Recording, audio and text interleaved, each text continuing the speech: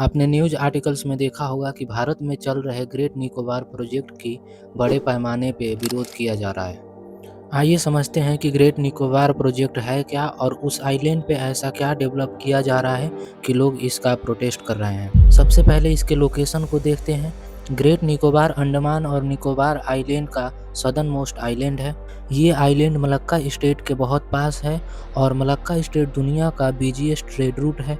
इसका मतलब ये हुआ चाइना, जापान, साउथ कोरिया जैसे कंट्री का ऑयल और ट्रेड इसी रूट से होगा और हम इनकी हरकतों को यहाँ से इजीली मॉनिटर कर पाएंगे। इस आइलैंड पे 81,000 करोड़ रुपए खर्च किया जा रहा है, जिससे यहाँ एक mega transshipment port, international port, power plant और नेशनल सिक्योरिटी के लिए छोटा मोटा मिलिट्री बेस बनाया जाएगा।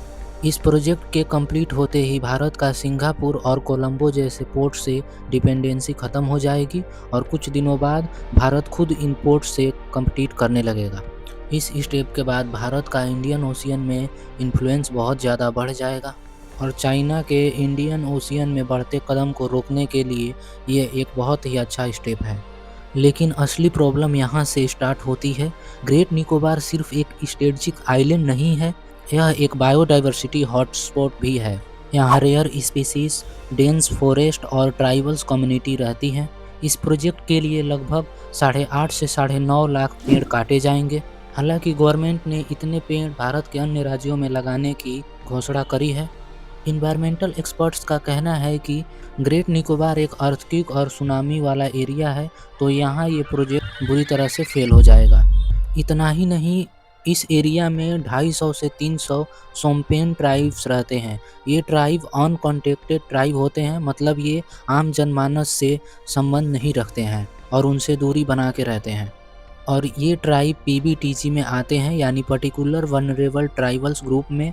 इनकी संख्या कम होने के कारण इनको ज़्यादा सुरक्षा प्रदान किया गया है।